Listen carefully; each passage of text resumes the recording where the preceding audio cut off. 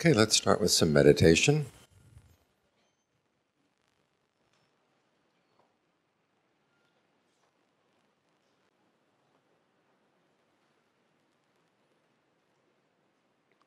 Close your eyes, place your hands in your lap.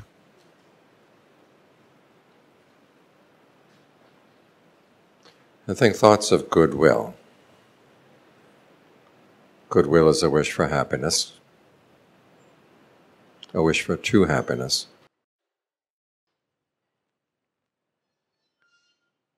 Because true happiness comes from within, your true happiness does not have to conflict with anyone else's. So you can spread thoughts of goodwill in all directions without any conflict. And remember where happiness comes from. It comes from your actions. So when you wish for true happiness for yourself, you're basically saying, may I understand the causes for true happiness and be willing and able to act on them. When you wish goodwill for others, may they understand the causes for true happiness and be willing and able to act on them. And that's a thought you can have without hypocrisy. For other people, no matter how cruel or unskillful they've been. Basically wishing that they have a change of heart. You should have no problem thinking that about anybody. So, start with thoughts of goodwill for yourself.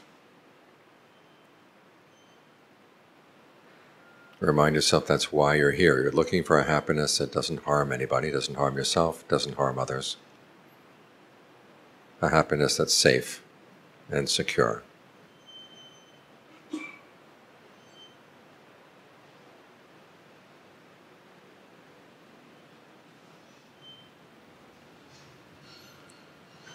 And then extend the same thought to others.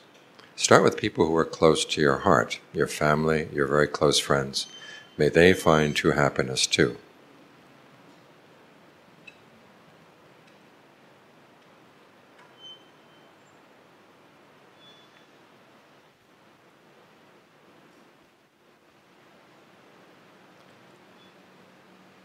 And then spread that thought out in ever-widening circles to people you know well and like.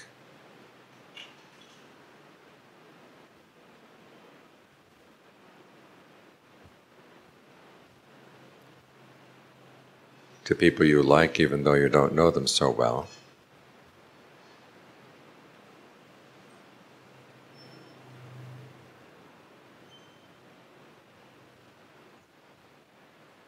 To people you're more neutral about.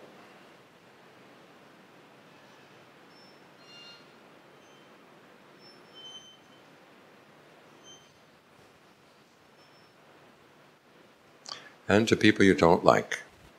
Remember that the world would be a much better place if everyone could find true happiness within.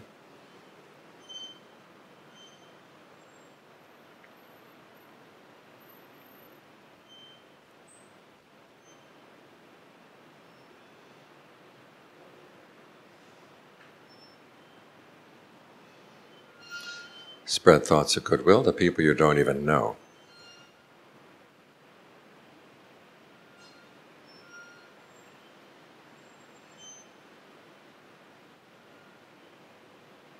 And not just people, living beings of all kinds, east, west, north, south, above and below, out to infinity.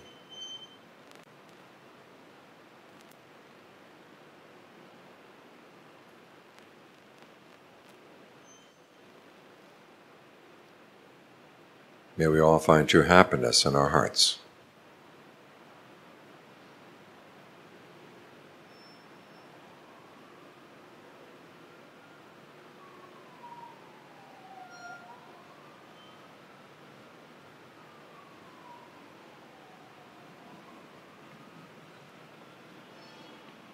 Now bring your attention to the breath. Take a couple of good long, deep in and out breaths. And notice where you feel the process of breathing in the body. Because when you talk about breath here, It's not just the air coming in and out through the nose, but it's also the flow of energy in the body that allows the air to come in and go out. And that you can feel anywhere. So notice where it's most prominent, where it's easiest to notice. Focus your attention there. And then ask if it's comfortable. If long breathing feels comfortable, keep it up. Otherwise, you can change the rhythm. You can make it shorter or more shallow, heavier, lighter, faster, slower. You can experiment for a while to see what kind of breathing feels best for the body right now.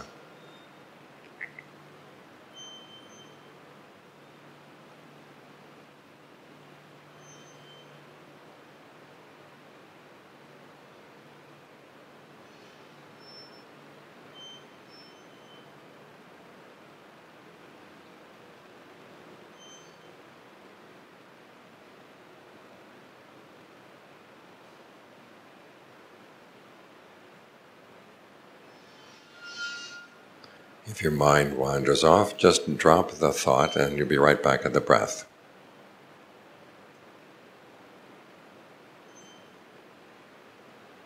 If this happens 10 times, 100 times, don't get discouraged. Just keep coming back, coming back. The fact that you catch yourself is good. It's a sign that you're becoming more alert.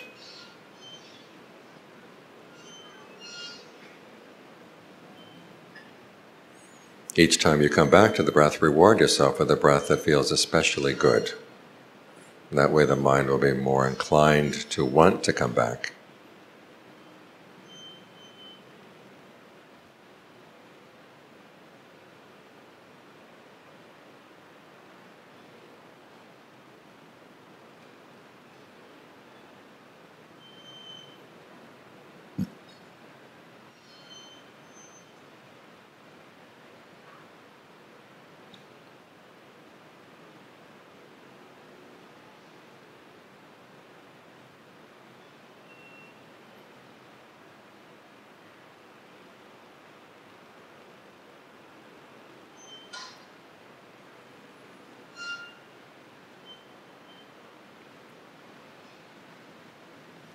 As I said last night, as the breath gets more comfortable, there is a tendency sometimes to abandon the breath and just focus on the sense of comfort, in which case you lose your foundation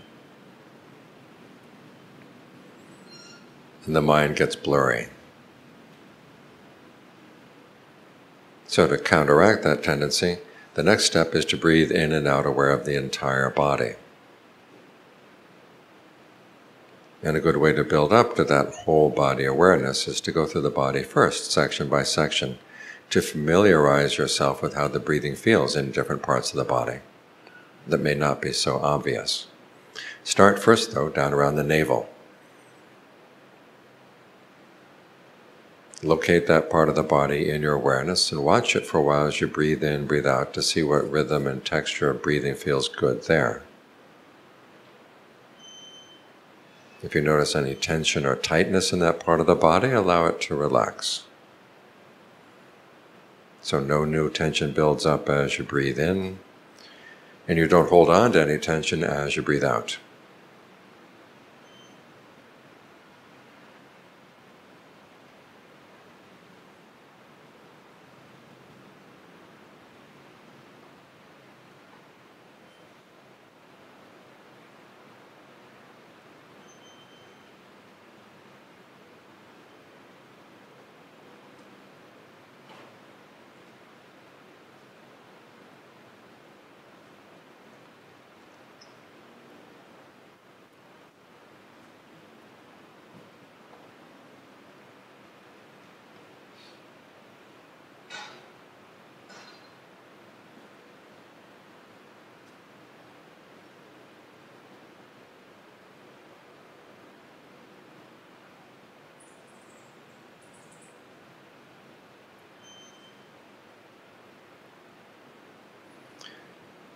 Now move your attention up to the solar plexus, the area right in front of the stomach.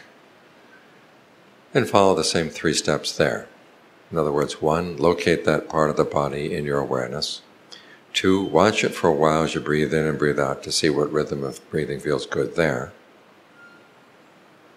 And 3, if there's any sense of tension or tightness in that part of the body, allow it to relax.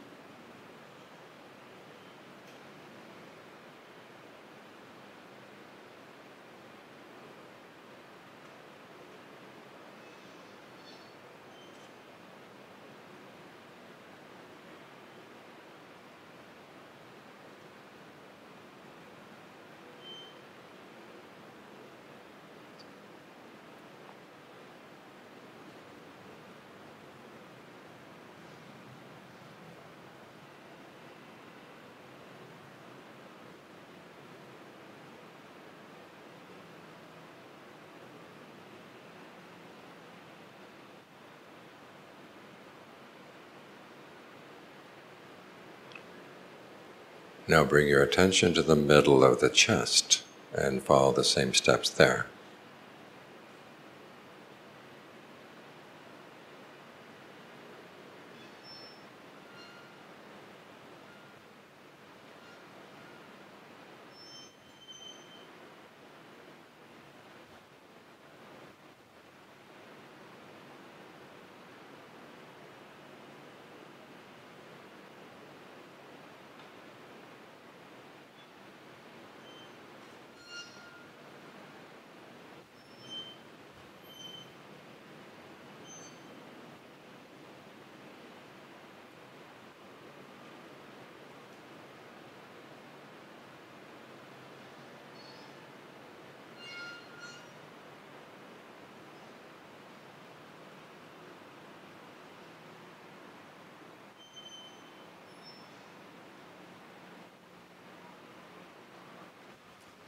Now bring your attention to the base of the throat and follow the same steps there.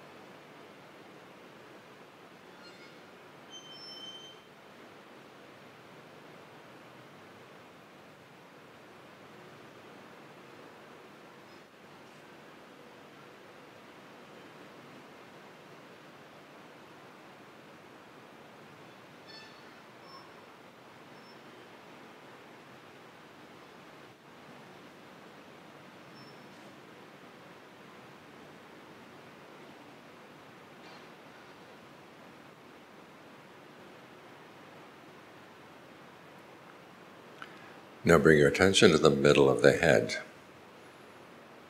As you breathe in, think of the breath energy coming in not only through the nose, but also through the eyes and the ears. In from the back of the head, down from the top of the head, going deep into the brain.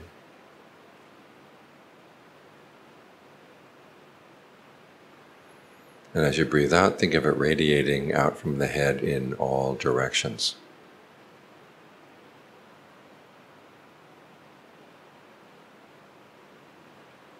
Working through any patterns of tension you may feel, say, in the jaws, or in the forehead, in the temples.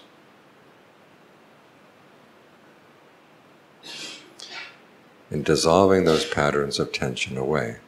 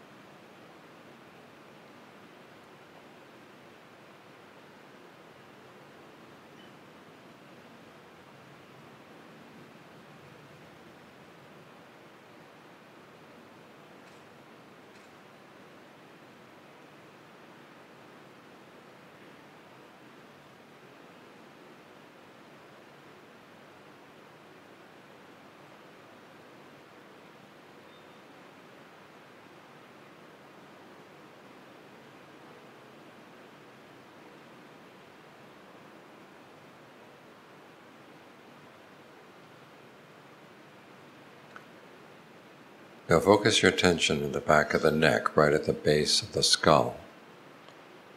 As you breathe in, think of the breath energy entering there and going down through the shoulders and the arms, out to the tips of the fingers.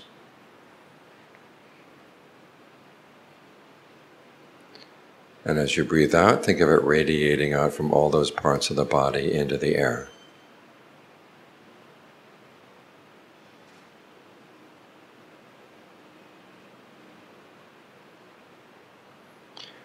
And as you get more sensitive to these parts of the body, if you notice that you're holding more tension in one side than the other, allow that side to relax.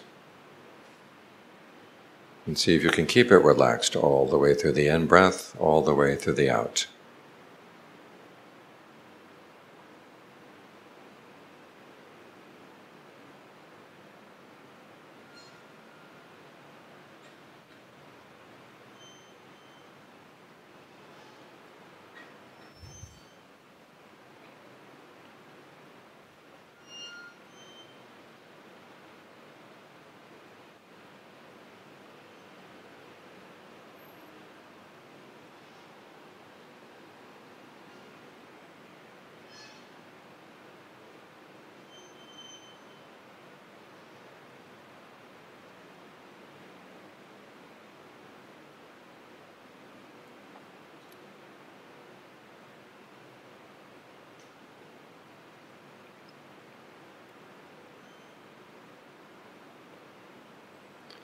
Now keeping your focus at the back of the neck, this time as you breathe in, think of the breath energy entering there from the back and now going down through both sides of the spine, down to the tailbone. And as you breathe out, think of it radiating out from the entire back into the air.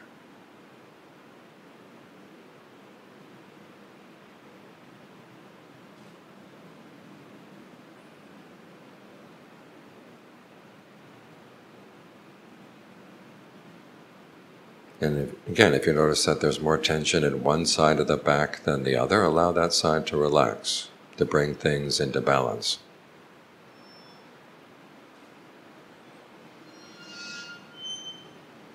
And see if you can keep it relaxed all the way through the in-breath, all the way through the out.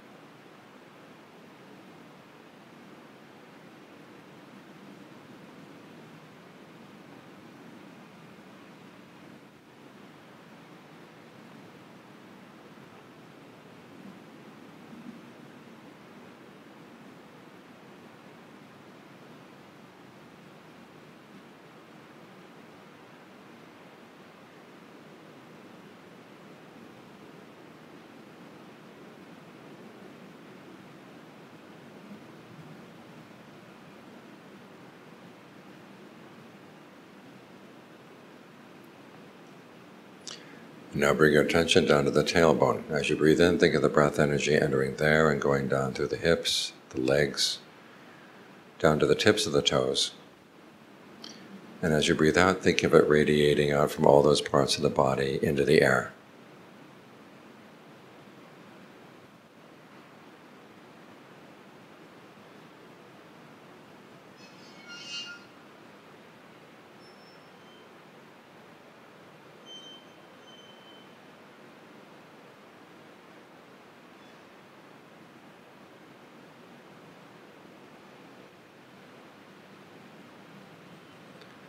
And again, if you notice you're holding more tension in one side of the body than the other, allow that side to relax.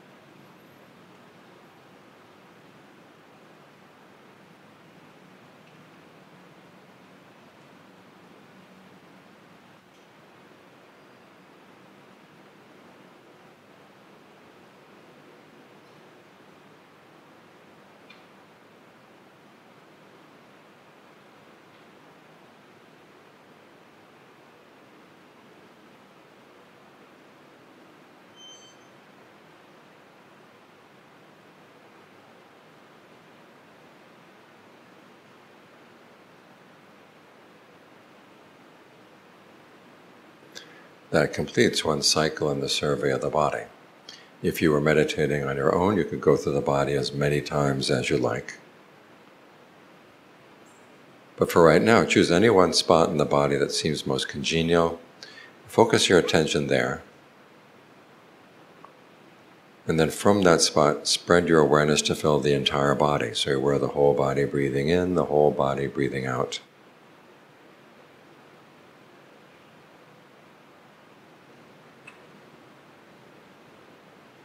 The range of your awareness may have a tendency to shrink, especially on the out-breath.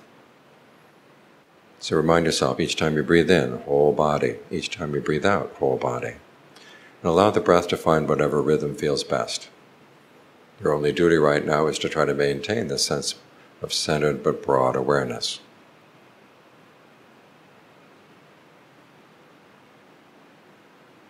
It's healing for the body, healing for the mind.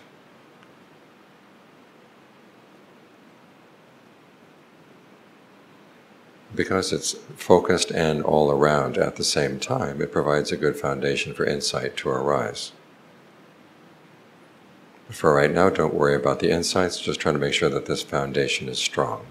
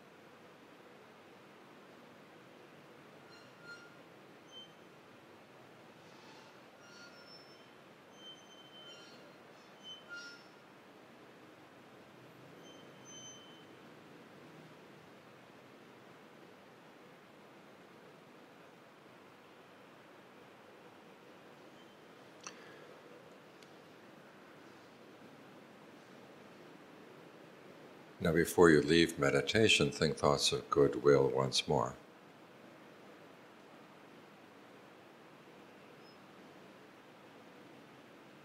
Think of whatever sense of peace or well-being you felt for the past hour and dedicate it to others. All beings everywhere in the universe. May we all find peace and well-being in our hearts.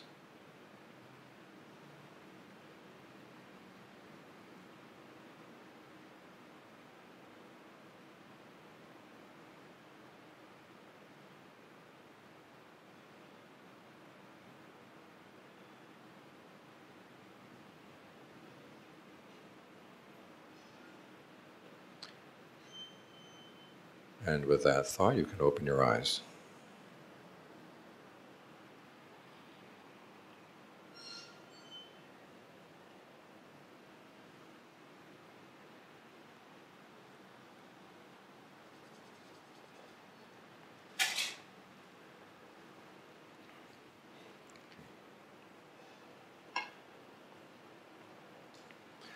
Last night we talked about one of the qualities that the Buddha said you need to bring to listening to the Dharma if you want to get the most out of it. That was the quality of appropriate attention.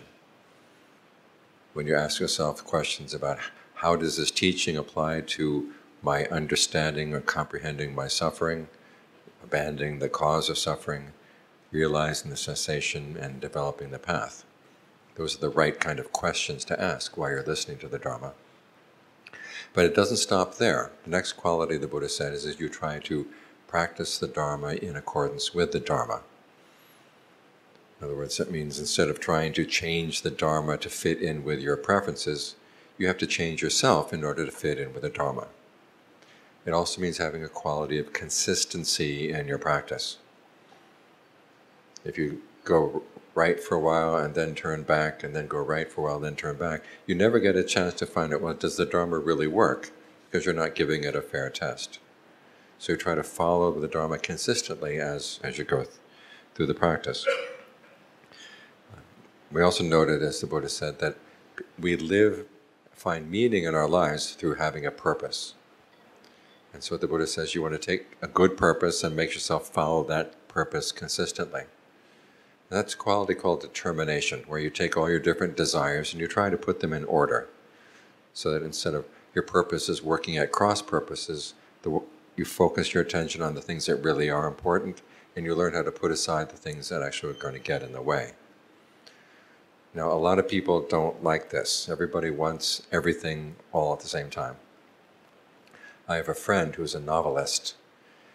She's a teacher at a university, and so every time she publishes one of her novels, she gets invited around to the alumni clubs to read passages from her novel. And her last novel was set in 18th century China.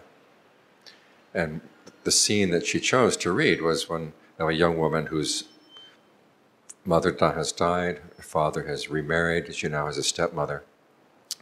And one day the stepmother and she are playing chess, and the stepmother is trying to train her and says, if you really want to find happiness in life, you have to decide that there's one thing you want more than anything else, and you're willing to sacrifice everything else for that one thing. And the young girl is kind of listening and half not listening. But she's beginning to notice that her stepmother is a very sloppy chess player. She's beginning to lose pieces all over the board. And so the young girl gets more and more aggressive in her game. Well, it turns out it's a trap. The mother wins, checkmate. And of course, the way she was playing chess illustrates the message she's trying to teach. In other words, you're willing to lose your pawns and your bishops, but if you can get checkmate, that's what matters. And my friend said that she read it to 2 or 3 alumni clubs, and she realized afterwards that she had to choose another passage. Nobody wanted to hear the message. Everyone wants to win at chess and keep all their pieces. Life doesn't work that way. There are certain things we have to learn how to give up. So we have to have a determination that we want to look for a higher level of happiness. As the Buddha said, true happiness is possible. A happiness that doesn't change, a happiness that doesn't disappoint you, a happiness that's harmless is possible. He says, so you want to take that as your main goal and make sure that your other desires don't get in the way.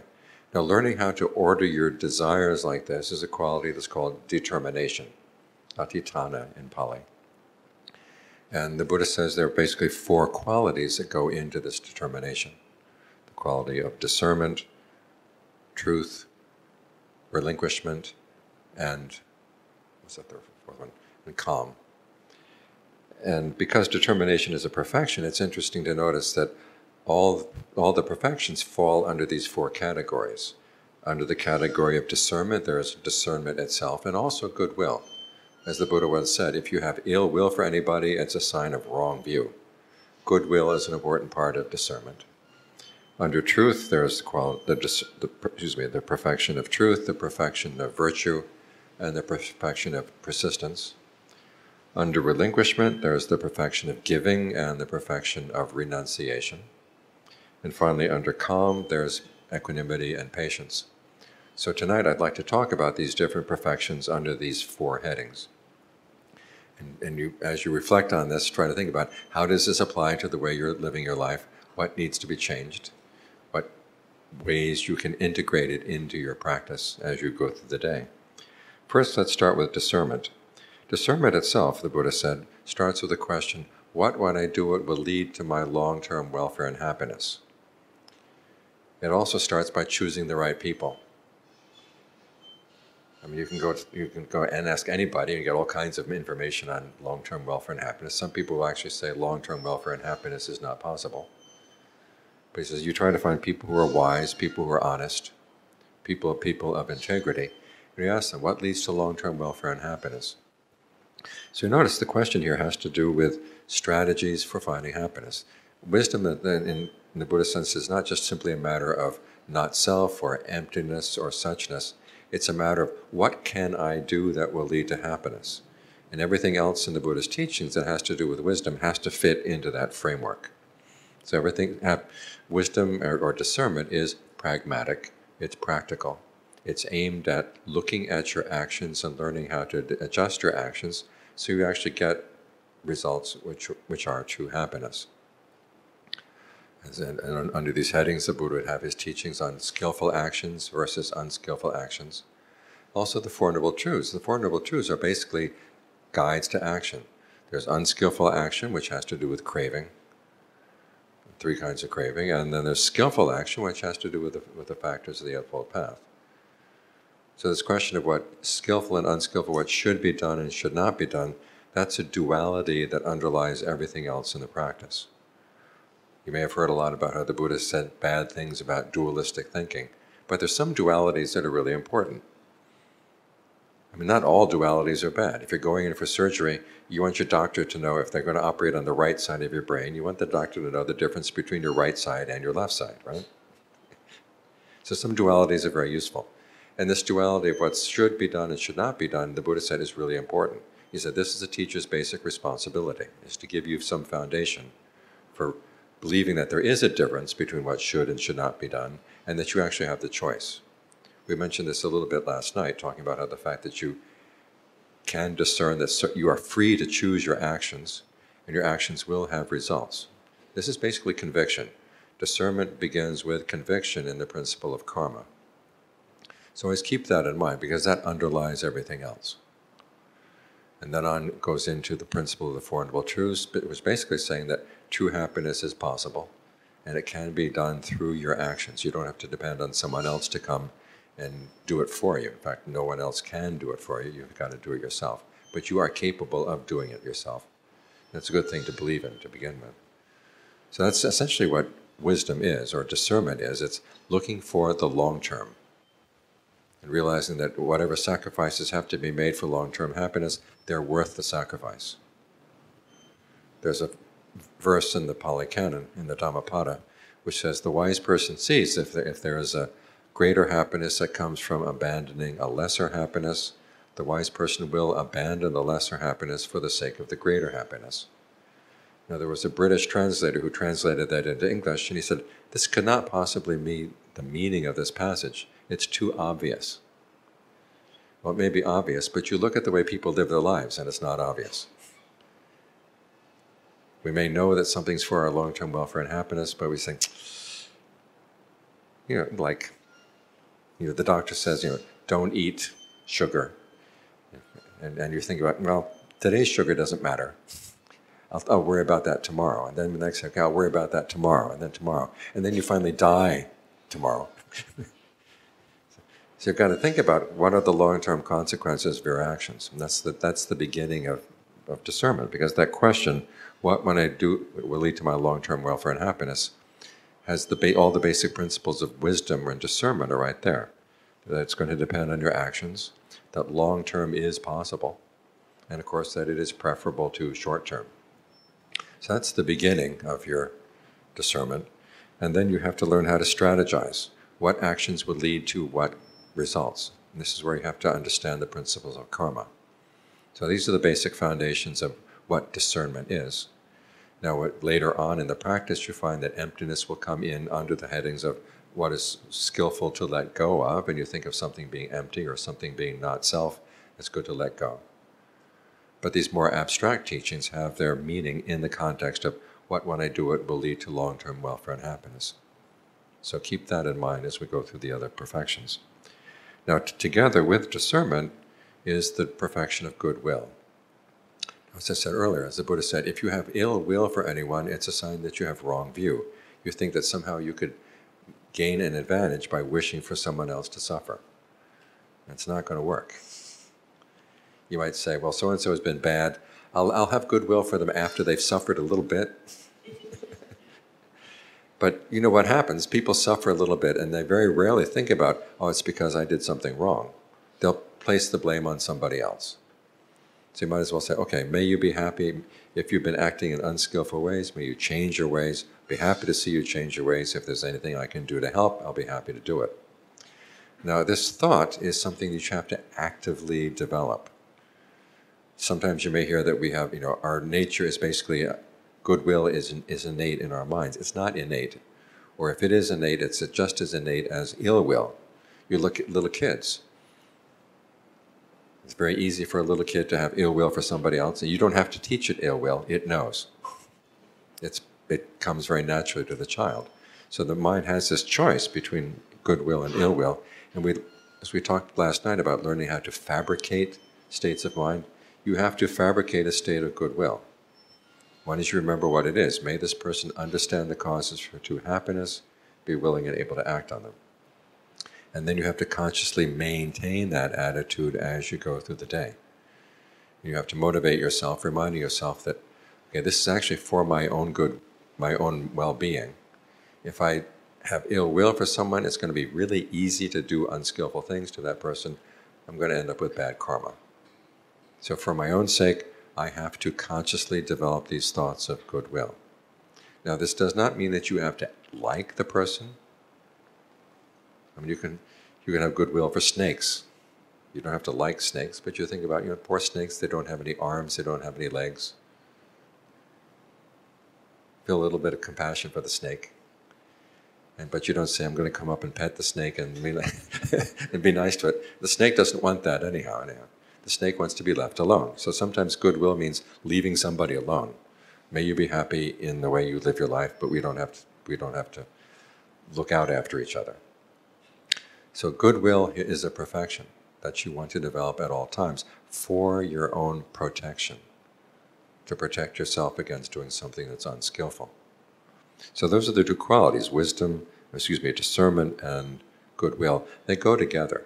I mean, the Four Noble Truths are basically a teaching that is based on goodwill. The Buddha spent 45 years talking about how people can put an end to the suffering they cause themselves because of his goodwill for everybody. His goodwill for himself, his goodwill for others. And then discernment helps you understand what goodwill means and also how you can develop it within yourself. So those two perfections go together. Don't put them apart. The second heading, which is under the heading of truth, as I said, under this you have the perfections of truth, the perfection of virtue, and the perfection of persistence or effort. Truth as a perfection is not just telling the truth, but it's also being true in your actions. You make up your mind you're going to do something, you really stick with it. You don't give up halfway through. You decide, this is something I want to go for, and you follow through with it. and then following through with it, then you have virtue, in which you decide, I'm not going to harm anybody. Now, of the virtues, one of the most important, the Buddha said, is the virtue of truthfulness. You don't lie. And the Buddha says you don't lie, period. With all the precepts, these are precepts that you follow across the board. You don't make any exceptions. In other words, no killing, no stealing, no illicit sex, no telling of lies, and no taking of intoxicants. And of the five, the Buddha put the most emphasis on the precept against lying. He says people who can tell lies without any sense of shame, there's no evil that person will not do. And so you have to look at yourself. You say, are there areas where I do not feel ashamed about telling a lie? And a lot of people will say, well, a little white lie is okay. But then, okay, where's the line between white lies and black lies? And if you start telling little white lies, people will get used to not trusting you. They understand, okay, he or she is saying this to be nice to me, but I can't trust what this person is saying. If you really want people to trust you as a person, you have to be very truthful. And this doesn't mean, however, that you give all the information to everybody who asks for it. Sometimes, there are people who will take your information and use it in an unskillful way. It's okay to withhold the information, but you don't lie. You don't misrepresent the truth. The typical case they give you in America is, suppose you've got Jews in the attic and you've got Nazis at the door asking, do you have Jews in the attic? And people will say, well, of course, to protect the Jews, you have to say no. Well, what if the Nazis decide they're going to check the house anyhow? They check the house, they find the Jews, they take you off to prison, they'll torture you. And as they're torturing you, they'll say, you're an awful person, you lied to us. And people who've been through torture say that it's this kind of moral issue, psychological issue, that's the worst part of the torture. And so you learn how to say something else. You say, I have nothing shameful in my house, go ahead and check. And if you can say that convincingly enough, they probably won't check. So you protected your virtue, you protected the Jews in the attic. And even if it turns out the Nazis decide to check anyhow, at the very least you've maintained your truthfulness. And you can hold, and you know that as they try to find some way of making you feel bad about yourself. So that you hold to the virtues for the sake of your own self-esteem. That you're the kind of person who will be very careful about what you speak. When you're careful about what you speak, people will listen carefully to you, because you're giving worth to your words. They understand that, and they will give worth to your words as well. So of the various precepts, some people ask me, 5 precepts, that's an awful lot. And I said, look, you have 5 fingers. Are they too many to handle? But they say, no, look, can I just start with one precept? I say, okay, start with the precept against lying. And then, of course, if you hold to the precept against lying, you can't kill, because then you have to tell people you've been killing, and so on down the line. But at the very least, start with the precept against lying. So under the heading of perfection of truth, we have virtue, and also persistence. Now, persistence or effort here doesn't mean just brute effort. You have to bring your discernment to how you make an effort. There's actually 3 different dimensions to the question of how you make an effort. One is, what kind of effort do you make? Secondly is, how do you motivate yourself to do the right thing? And then the fourth is, how much effort do you put in? Under the kind of effort, the Buddha said basically there are 4 kinds. That you try to prevent unskillful things from arising. If something unskillful has arisen, you try to abandon it. You try to give rise to things that are skillful, and once they're there, you try to maintain them. Of the 4, the one that usually gets the least attention in meditation circles is the preventing. Because preventing means having to think about the future, and all too often we're taught that when you meditate, you don't think about the future, you don't think about the past, you think only about the present moment. But there are times when you actually have to think about, what am I going to do? Especially when you have a difficult situation you're going to face, and you have to ask yourself, how am I going to handle this so I don't do anything unskillful? So in cases like that, suppose you're going to have a meeting at work that's going to be difficult, or you're going to have a meeting with your family, and your family is difficult. In America, we have the expression that people who know you well know how to push your buttons. Do they have that expression in Singapore? Yes, okay. I was giving a talk one time in California, and the next morning, the person who listened, one of the people who listened to the talk came up to me and said, "No, last night I realized as I was listening to your talk, I realized I'm really angry at you." And I said, "Angry at me? Why?" He said, "I realized I don't know where your buttons are." And he said, "Monks don't have buttons." And this is one of the reasons why we wear robes. If we do have buttons, you don't know, you can't see where they are. So when you're with your family, they know your buttons, and so you have to figure out, okay, how would I make sure they don't push my buttons? So it's a good exercise if you're going to face a difficult situation.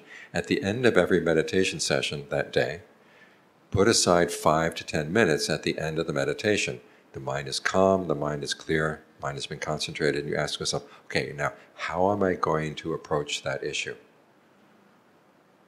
If so-and-so says X, how do I respond so that we don't start an argument? So-and-so says Y, how do I respond so that I don't get upset? And try to think it through. And then after the event, sit down and meditate and ask yourself, now did I handle that the best way possible? Because that kind of situation is going to come again. And so you reflect on your actions and ask yourself, what would be a better way of doing that? If you can't figure out a better way of doing that, go ask somebody else. When I was a young monk, we had an old monk staying at the monastery. And there's a phrase in Thai, Luang Ta, which is usually someone who ordains late in life. It's basically just waiting to die. And he liked to brag that he had no more sensual desire at all. And yet he would like to talk an awful lot about finding women at night. Back when he was younger, how he found women at night and this kind of stuff. And I said, wait a minute, this doesn't make sense.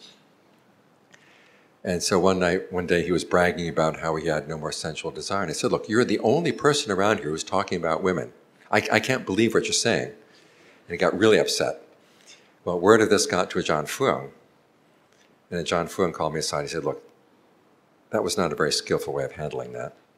The best way to handle it is say, okay, maybe you're not affected when you talk about these things, but we're affected, and so you please be kind to us and not talk about these things to us. Which was, I'm an American. That's not how Americans talk. But as Ajahn Fuang said, if you wanted to live with him, I had to make myself 100% Thai. So I said, okay, I'll learn this lesson. And then years later, I got to use it. When I was in charge of the monastery, when he was here, there was one whose mother would bring a newspaper every day to the monastery for the young monks to read. And this was the Daily News in Bangkok. And the Daily News has 2 sections. And on the front of section 2, there was always a picture of a scantily clad woman. And this always seemed to be the page that was left open, lying around the monastery. So I called the young monks together. I said, look, maybe this has no effect on you, but it has an effect on me. Okay, could you stop doing this? End of problem. So it's good to think ahead. Okay, what would be an effective way of dealing with a situation? And then think after the situation, did I handle that well? What would be a better way? And if you can't think of something good, ask somebody else. And this is part of the perfection of persistence, or a perfection of effort, is learning how to prevent unskillful things from happening. So meditation is not just about being in the present moment. It's also about planning for the future, reflecting on the past, in a way that's useful for developing skillful qualities. So that's one of the aspects of the perfection of persistence that's really useful to know. Then there's the question of motivation. When you're putting an effort into the practice, you don't want to just be gritting your teeth. You want to figure out, how do I make this enjoyable? How do I think about this as a challenge? How do I think about this in a way that I find entertaining? So try to think in those terms instead of thinking, oh, this is going to be really hard.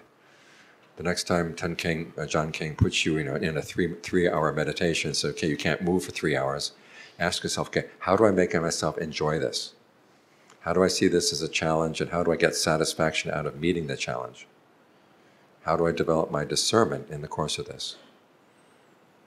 And that way you find that you're actually up for it instead of just thinking about, oh my gosh, he's inflicting me with pain again. Think of it as a challenge. Think of it something that you enjoy, a challenge that you enjoy meeting. There are other ways of motivating yourself. You can motivate yourself. The number one way, the Buddha said, is through heedfulness. Is I'm going to need this skill someday. If you're sitting in meditation and there's pain getting to you, you say, wait a minute, this is nothing compared to the pain that I'm going to be facing later on as I get old, as I get sick, as I die. If I can't handle it now, how am I going to handle it in the future?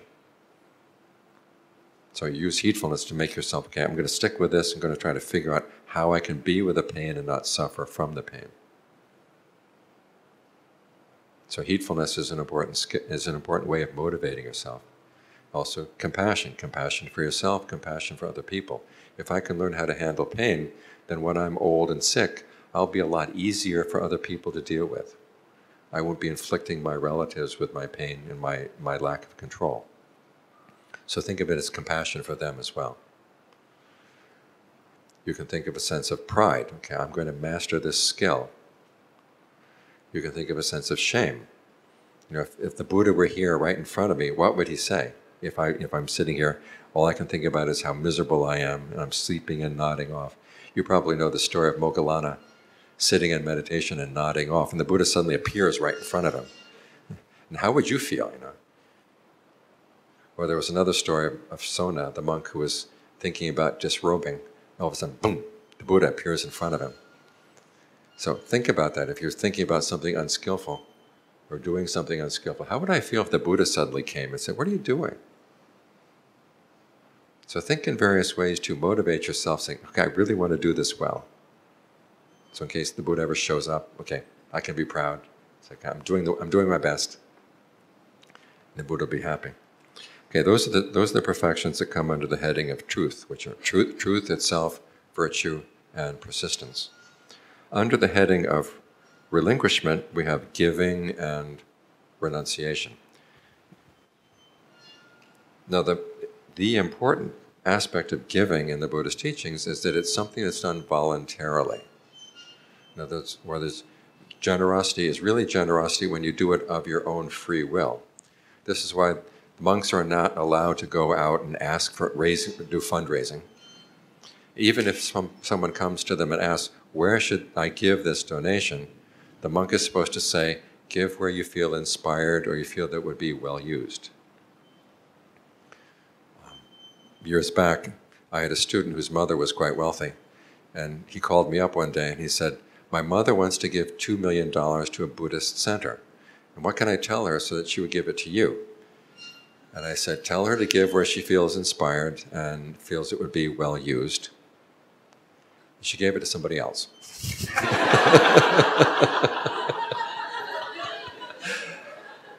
And so I told myself, I now have a precept that's worth more than $2 million. But it's important that, when the Buddha teaches the principle of karma, the basic principle of karma is that we have freedom of choice. And you think about it, your first experience of your freedom of choice was when you gave something voluntarily.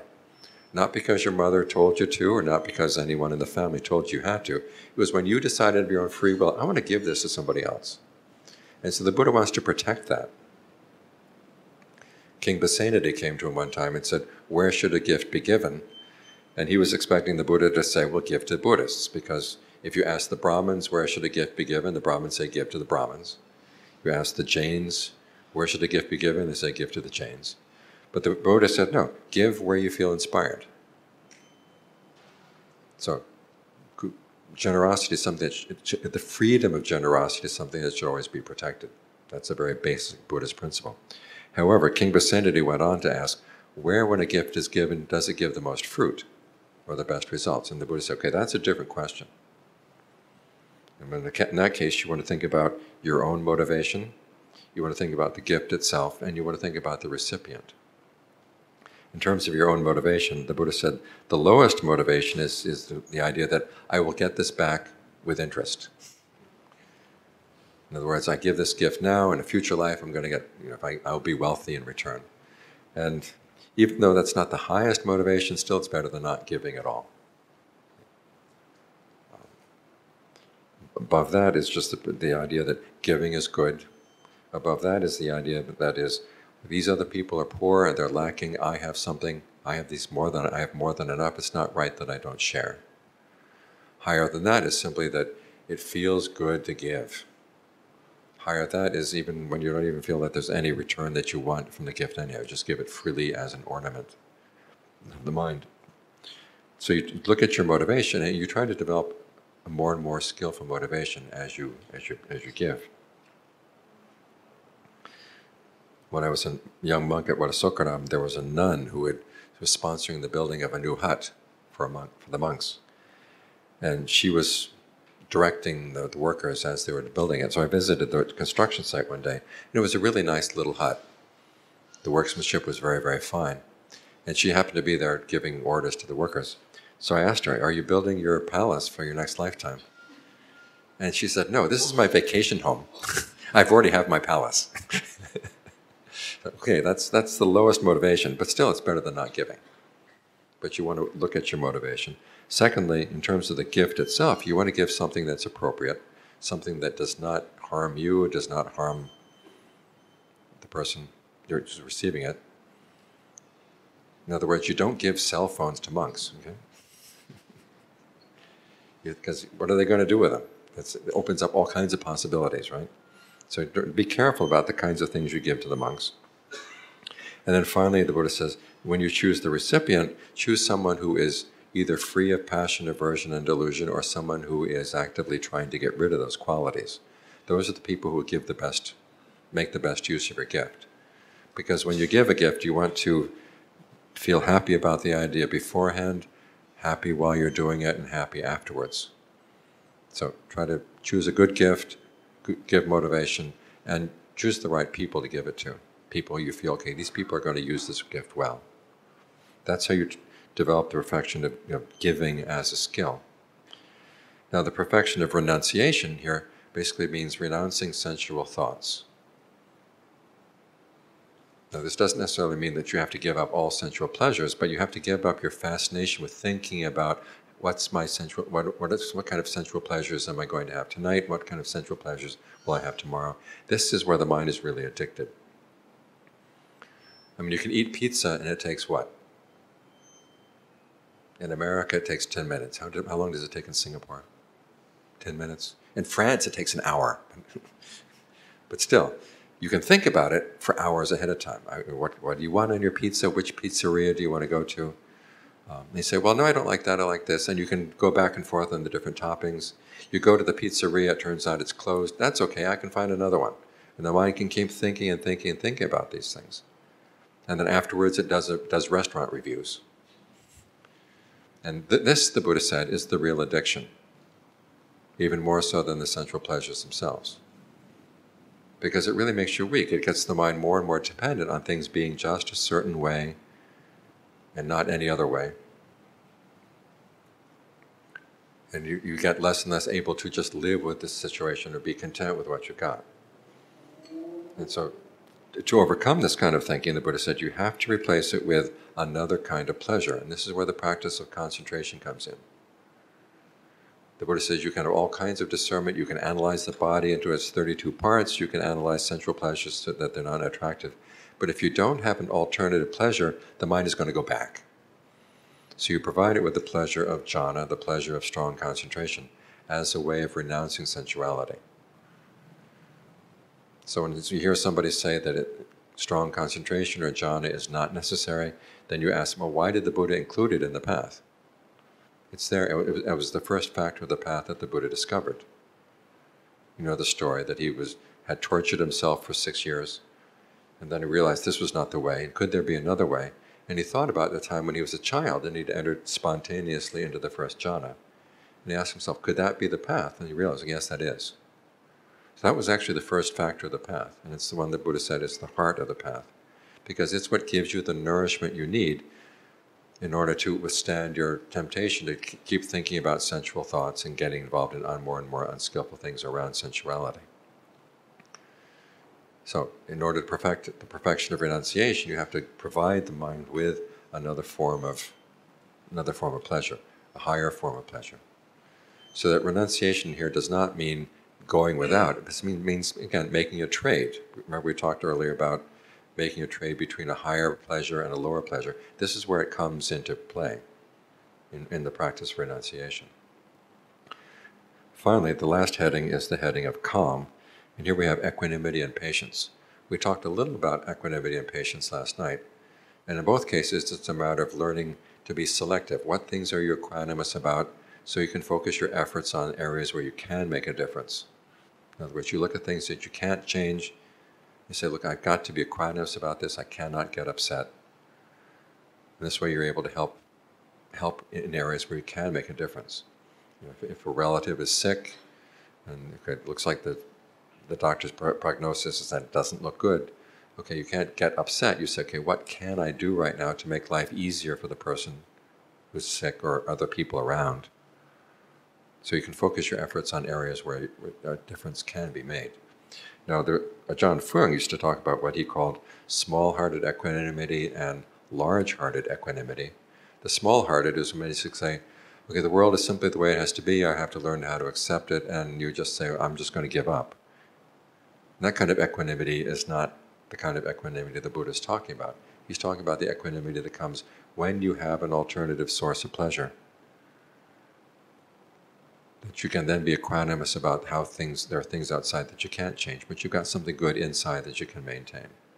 So this is the kind of equanimity that comes when your heart has been nourished, which is why this kind of equanimity, again, goes together with the practice of strong concentration. So you learn how to be where you have to be equanimous so you can focus your desire for change, or you focus your desire for your efforts, your persistence in areas that will be of use. Similarly with endurance or patience, the things the Buddha says basically that you have to endure are harsh words from other people and painful feelings in the body. Now, with painful feelings, basically you learn how to find how to breathe in a way so that there can be some pleasure someplace in the body. In other words, you find a source of pleasure so you don't have to be living in the pain. John Lee's images of going into a house where you know some of the floorboards are rotten. You don't lie down on the rotten floorboards, you lie down in the places where it's solid. So you learn how to create a sense of well-being, say, in one part of the body so you're not absorbed by the pain. And then when you have that as a good foundation, then you have to learn to look at how do I perceive the pain? What images do I have in my mind that are actually making the pain, a physical pain, into a mental pain? Do I perceive the pain as something solid? Can I learn how to see that it's something, just moments coming and going? And that makes it less of a burden on the mind. And as these moments are coming and going, do you have a perception that they're coming at you or are they going away? Years back, John King took me to a Chinese doctor over in Zhurong. He was going to treat my back. And first he started rubbing oil into my back, and at first it felt good. And then he started rubbing harder and harder and harder, and my skin started getting raw. And then I didn't realize he had these things, but he had these little bamboo whisks. You've probably seen them where they slice the bamboo like this. And they just started beating my back. And my first thought was, what bad karma have I done that I deserve this? And it was obvious he was not going to stop anytime soon, so I figured that I've got to change my perception around this. And I began to realize that as each time he hit me, as the pain came, it was going away. So I had that perception in mind. As soon as I sense the pain is going away. It's going away from me. It's going away from me. It's like sitting in the back of one of those old station wagons where the seat faces back. And as you're driving down the road, as soon as you see anything, it's going away. And holding that perception in mind, the pain was a lot easier to deal with. And we talked last night about the processes of mental fabrication. These perceptions will have a huge impact on how you actually perceive the pain. So once you've got a place where you're at ease and feel a sense of well-being in the body, then you can actually look at the pain, divide it up into just moments of pain, and think of it going away, going away, going away. And you find that perception will make a huge difference. So these are some of the ways that you can deal with pain and learn how to be patient and enduring with it. It's not simply just gritting your teeth. You learned how to use your discernment around, well, how is it that this pain is actually having an effect on my mind. And the pain doesn't come into you. The mind is going out, placing a perception on it that's making trouble. So how do you change your perceptions? That's how you learn how to endure. And as for harsh words, the Buddha says basically you learn how to depersonalize them. The first thing he tells you is that the nature of human speech is that some people speak kind words and other people speak unkind words. Some people speak words that are helpful, speak words that are hurtful. They speak with goodwill, they speak with ill will. This is normal human speech. So when someone lies to you or says something outrageous to you, you remind yourself, this is normal human speech. Nothing out of the ordinary. My teacher had a student one time she was quite good looking, and she was a nurse. And she was always getting gossiped about by the other nurses, and she was just sick and tired of being gossiped about all the time. And one day she was sitting and meditating, and she had this vision of herself as being in a hall of mirrors, reflecting back, many different directions. And she had the sense that, oh my gosh, I've probably been gossiped about I don't know how many lifetimes. And she got this strong sense of samvega about this. Oh gosh, how much longer is this going to last? And so she went to see Ajahn Fung and told her about her vision, hoping that he would give her some sort of consolation. He said, well, you were the one who wanted to get born anyhow. You want to be a human being. This is what human speech is like. Shocked her for a while, but then she realized that was the best medicine. Okay? We live in the human world. Unkind speech, unskillful speech is normal. So learn how to accept it. I mean, even the Buddha got criticized.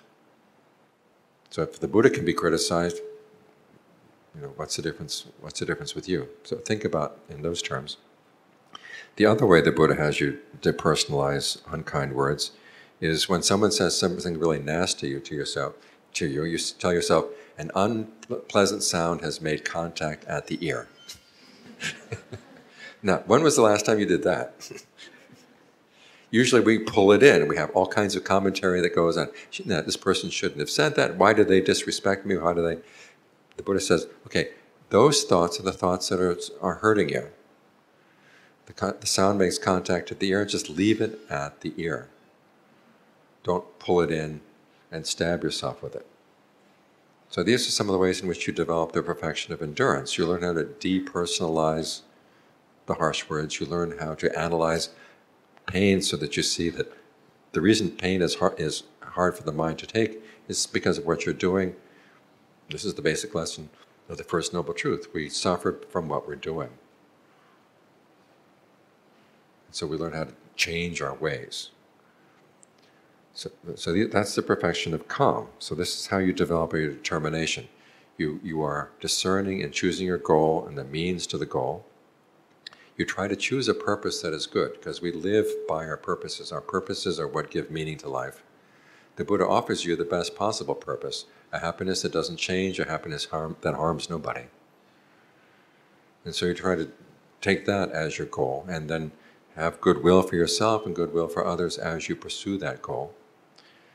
You're true in holding to it. You learn how to relinquish anything that gets in the way, and you try to keep your mind calm as you go through the process. Don't get upset about the things that you have to let go of. Don't get upset about the difficulties that come. Learn to look at them as challenges. Learn to make yourself happy to meet the challenges. Because there's a very strong sense of self-esteem that comes when you know, I have a noble goal and I've been able to make myself strong in pursuing that goal.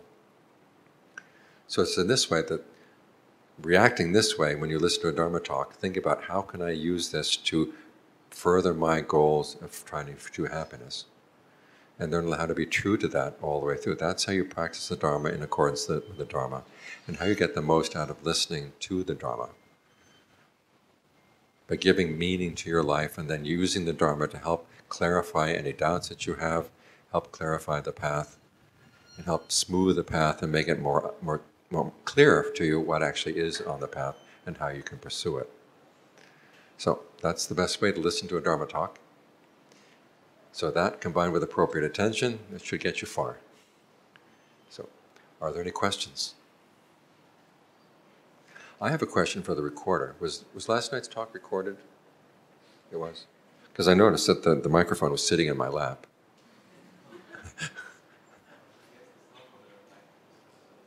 was okay? Okay, fine, okay. Okay, any questions? We have 15 minutes.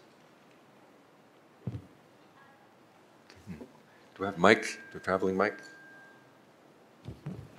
Yes, Cup. There is. Okay. Where is the question? Could you please pass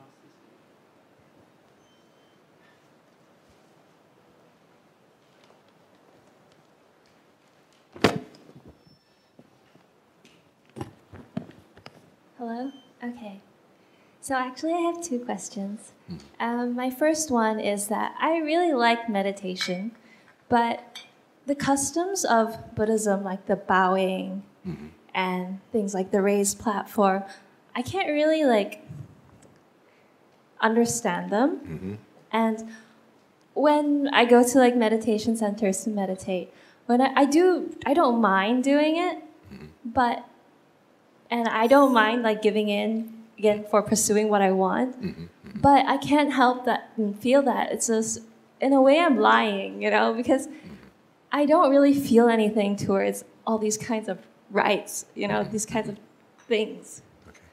When you were a child and your mother told you to do something that was for your own good, did you really believe her? No. No, exactly. But you after you grew up a little bit, you found that it was for your own good? No. Oh, no, wait a minute. Well, there are some good things that are not obvious. I mean, when you're bowing down, nobody's asking you, do you really believe that this person has something to offer to you? I assume that it's a sign of respect, but I may or may not have respect, or I may or may not, or that action may or may not have any meaning to me. Okay, you're not signing a paper that says, I respect this person. But when you show the attitude of respect, the people are going to be more willing to share. If you show disrespect, people will not be willing to share what they've got. That's why I give in and do it, but I can't help but feel like it's kind of like lying or misrepresenting myself. Maybe over time that you actually will find somebody that you actually do respect and you bow down to them. And you say, oh, I'm glad I learned this habit. Okay, I have a second question. Okay. Okay, so somebody told me once that on the path to Nibbana, you move from dukkha to sukha. But I find that as my meditation improves and progresses, actually it doesn't necessarily take that form. As my concentration gets better, actually I feel that my emotions get more concentrated, but not just the good ones, but also like anxiety or sadness or disassociation. Okay, this is where you have to pair your concentration with discernment. Because concentration on its own, as you've noticed, you can get focused on anxiety, you can get focused on lust, you can focus on anger, and it gets really strong. And so you have to pair that with the discernment that looks like, okay, when I get engage in these qualities or engage in these emotions, what's actually involved? What am I doing that sometimes the emotion comes on its own, but then I take it and I make it worse by the way I approach it. And how can I undo that? And that's what the discernment is about. I don't know if were you here last night? And we talked about the 3 kinds of fabrication. You weren't here? No. Oh, okay. There's what's called bodily fabrication, it's the way you breathe. Verbal fabrication is the way you talk to yourself.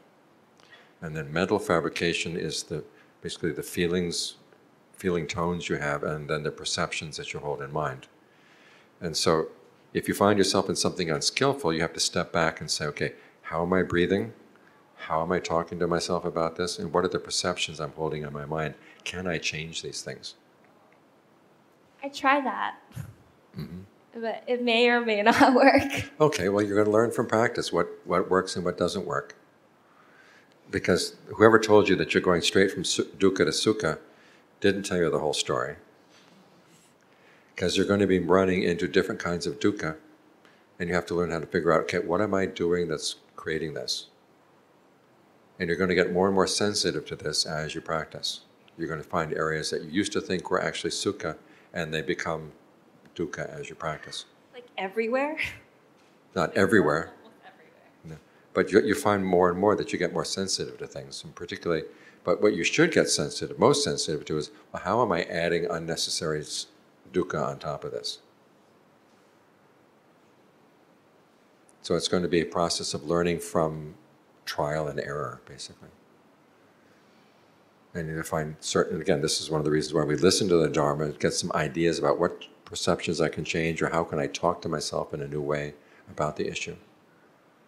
And then try to use those as you actually go through the day. So don't just do concentration, also learn how to practice your discernment, understanding these processes of fabrication. Okay? Any questions? There's a note there, A note? right next to you. Oh my gosh.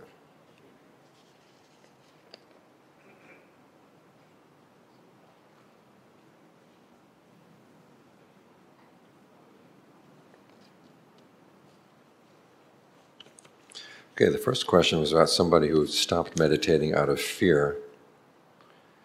They're afraid of seeing suffering and afraid of letting go into the unknown. Okay, when you encounter this, try to focus on the aspects of the meditation where you are more in control, and also where you do have a sense of pleasure. Learn how to actively cultivate the sense of pleasure in the meditation. And as for being afraid of what's going to come up in the meditation, remind yourself that, okay, as long as you come into the meditation with goodwill, the goodwill is your protection. So always try to cultivate as much goodwill as you can. And that will help provide you with some perfection. Okay, is it true that meditating for longer hours may be more beneficial? Okay, the simple number of hours is not the important thing. The important thing is the amount of discernment that you bring to the meditation. Now, sometimes sitting longer hours will force you to learn how to, okay, I've got to deal with the way I handle pain, I've got to deal with the way I handle boredom. And if you respond skillfully to that challenge, okay, then the long meditations are going to be useful. But if you just simply sit there and grit your teeth, that's not necessarily going to be the best result. So you try to sit longer and also bring discernment to the issues that come up in the longer sits.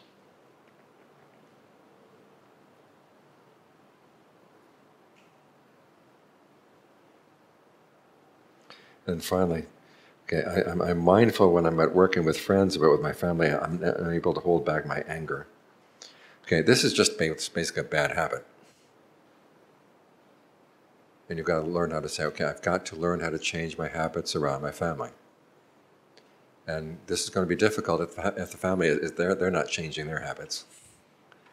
So you have to learn how to say, okay, many times there's issues in the family, the kind of games that the people play in the family, and you have to say, okay, I'm just going to learn how to be stupid about the games. In other words, not play along with the games that the other members of the family are playing. So that when they come and they push your buttons, you say, okay, I refuse to respond, I refuse to respond. And the family will get upset for a while because you're not behaving yourself the way you normally do. But you have to say, okay, I'm training them as well.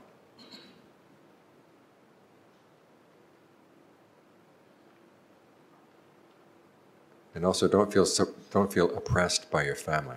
Remind yourself you have only a short time with them, and when the time ends, you want to be able to look back and say, okay, I never had ill will for them. We may have had our disagreements, we may have had our arguments, but I never had ill will. So if you find that you have ill will for anybody in the family, that's when you've got to say, okay, I really have to change my attitude, and actively cultivate thoughts of goodwill for that person. So that then when you look back on your behavior in the family, you'll be able to say, okay, despite our disagreements, I always had goodwill for them. And that makes it much easier after the relationship has ended. Any other questions? Ajahn, thank you very much for your talk. You mentioned earlier that the Buddha appeared in front of Mongarana when he was nodding off. I think at the time he was practicing Amita meditation. These questions have been in my mind all the time. So I was trying to find out what is Amita meditation. Because when we meditate, you want a sign. So Amita meditation is signless meditation. Right. Okay. I really don't know what Venerable Moggallana was doing in his meditation at the time. I just refer to the sutta again. It's not in the sutta. It's not in the sutta. It's in the commentary, probably. It's in the Kanda Samyutta Nikaya. I know it's in the Samyutta Nikaya, but there's no reference to what he was meditating on. Now, Animita concentration, that's a very high level of concentration. I mean, it comes after the dimension of nothingness and after the dimension of neither perception or non-perception. And basically the mind is very still, but it's not focused on any theme. But first work on the meditations that have a theme. I actually discussed this question with Brother Sebastian, I think 2 months back, if he remembers. He told me this, I think beyond us, so try to concentrate the normal concentration that we can get. Yeah, focus on what you can do, Very much. Yes. But just now you say that when we listen to the Dhamma attentively, we do not change the Dhamma to suit our preferences. Right. But having years of attending talks and in the Buddhist circle, right, I come across many teachers that have very different interpretation of the Dhamma, right? Especially on issues like karma, sati, and even anatta. Even teachers have different views on it. How do we navigate all these in our practices? Which one is the real one? Which one is the that is consistent and helpful in our practices? Okay, this is first question. Question number 2: can we say that the ultimate reality, the nature of ultimate reality, is non-dualism, according to what the Buddha taught? Okay, in the first question, this is where it's good to know something about what the Buddha actually taught. And you have to read in the suttas, and then when people give their explanations, is the explanation reasonable? Does it take in all of the relevant passages? Because sometimes it's easy to focus on one passage but forget other passages as well.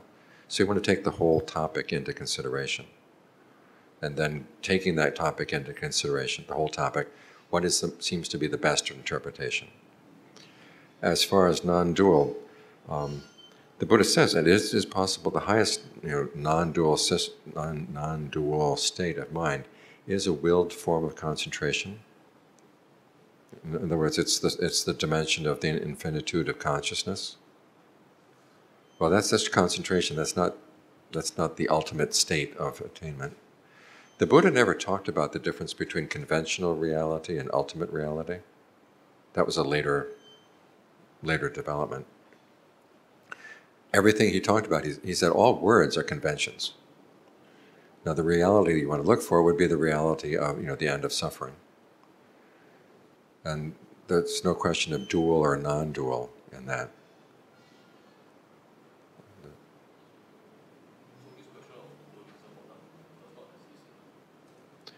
Right. I mean, there's some dualities that the Buddha actually stayed with all of his teaching career.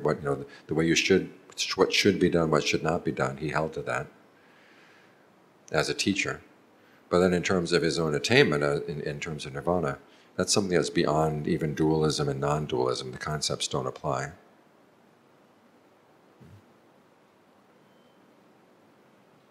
Other questions?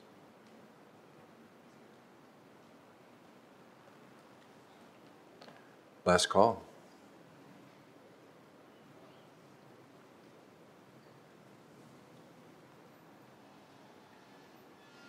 Ajahn, is it true that in the suttas it stated that should a lay person gains enlightenment, he must be ordained as a monk within 7 days, and if he doesn't, he will die? Is it somewhere in the suttas? No, it's not found in the suttas. I beg your pardon? It's not found in the suttas. It's in the commentaries. So it is not in the suttas? No. And if it's not in the sutta, that means it's possible that a lay person can be enlightened without having to become a monk. Right. It is possible. Yeah. Yeah. Yes.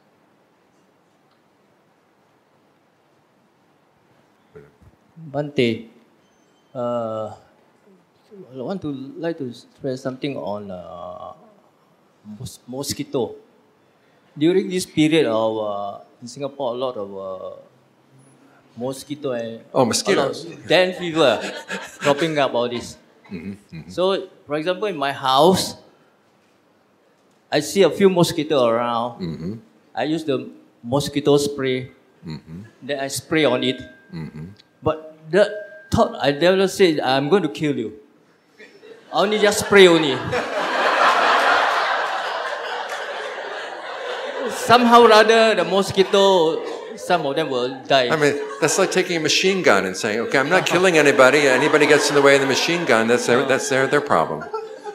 Yeah, okay. So, what sort of karmic penalty this is regarding this type of case? Like that? You've got two penalties right there. One is you're killing the mosquitoes. Two, you're lying.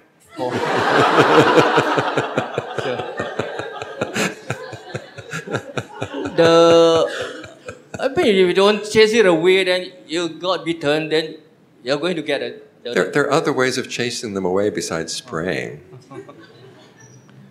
So, what's the best method? Radiate loving kindness to them? I mean, there are kinds of mosquito repellent that create a little smoke, and the mosquitoes don't like it, and they go away. You know? Okay. Okay.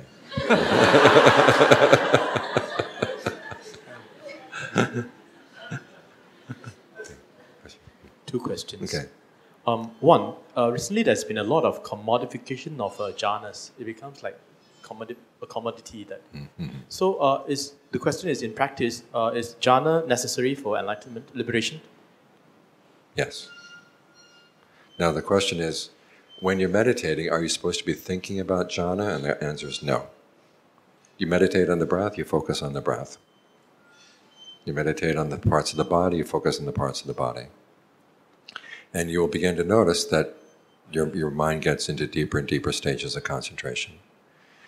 And when I was staying with the John Phương, he had that guide written by John Lee on keeping the breath in mind. And at the end of the passage, there's a section on jhana.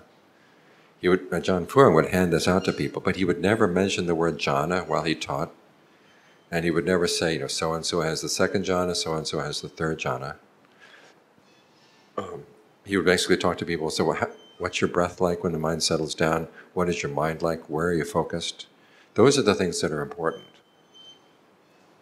Now, if you want to label these things, your own jhanas for yourself, take a post-it note and say, okay, this may be the first jhana, this may be the second, this may be the third, and just keep practicing. If you finally get to the point where you're sitting in meditation and the breath does not come in and go out, there's a sense of full breath energy in the body, that's the fourth jhana.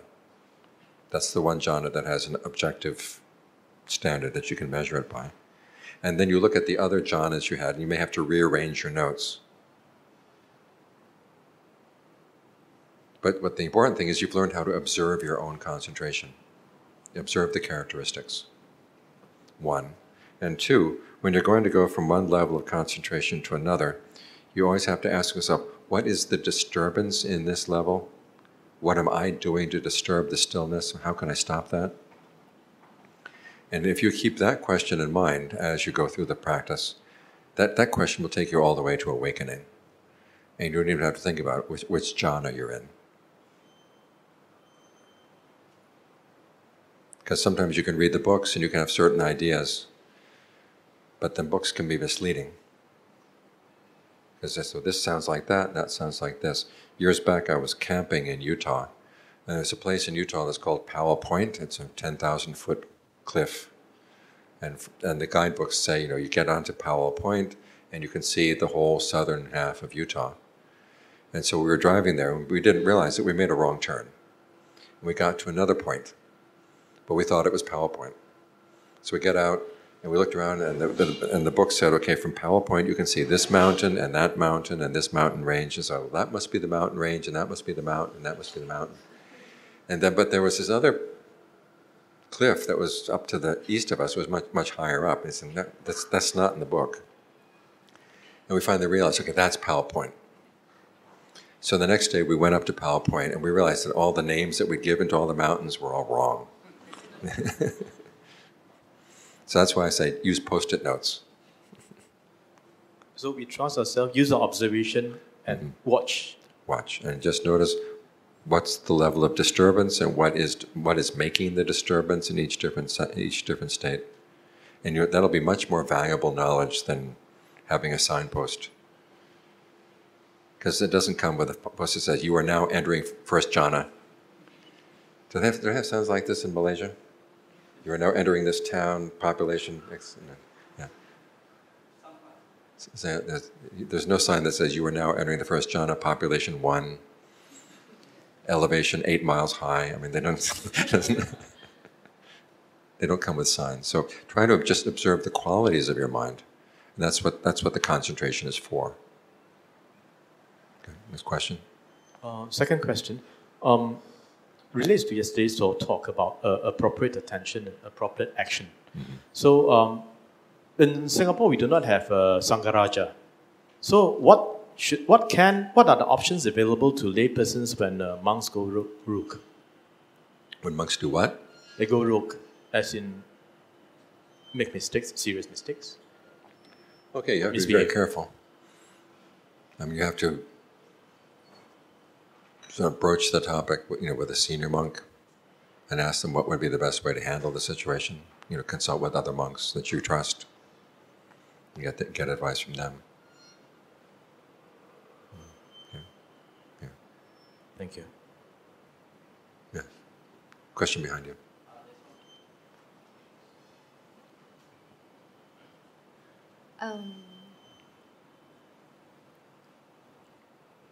Should we focus more on the concentration first or the mind purification? Can you explain more about the right effort? Mm-hmm. And I'm confused about which I should give priority to, the concentration or the purification of the mind. Or the what? Purification of mind. Okay. Actually, doing concentration, you will find that you will have to purify the mind of unskillful thoughts. I mean, that's... The Buddha never made a clear line between concentration practice and discernment practice. They go together. Because you have to understand, okay, if something's coming up as a disturbance in the mind, you have to understand, well, why do I like that? How can I get past that? That's how you begin to purify the mind.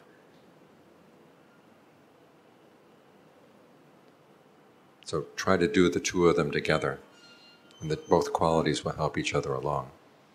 Now, some people find that they can get into concentration just through force of will, and that's not skillful.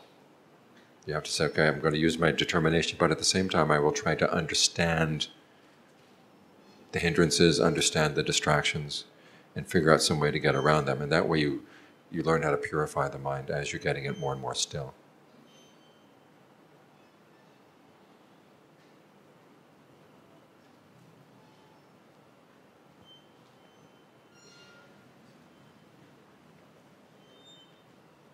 Anyone else? One more. Okay, one more.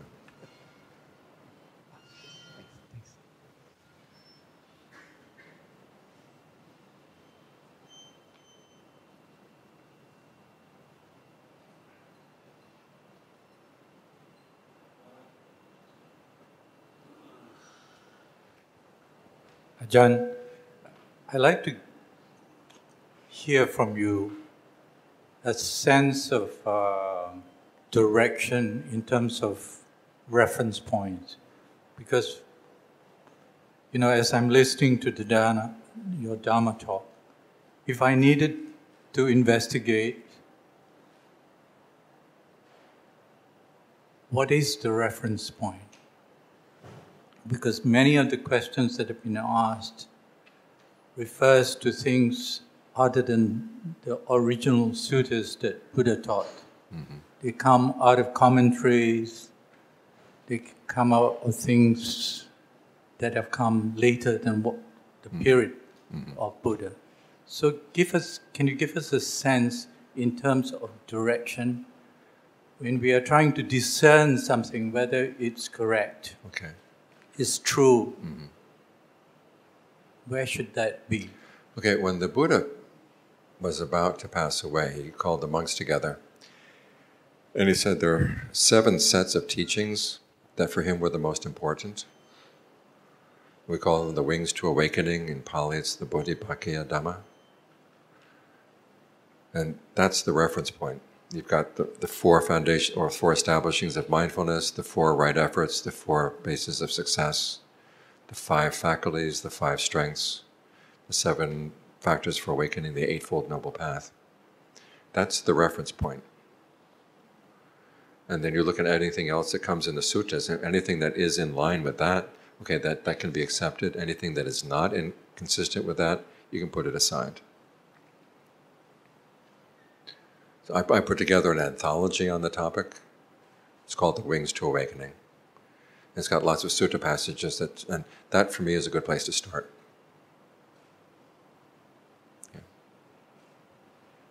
Okay. Okay, well, thank you for your attention. I hope this has been helpful.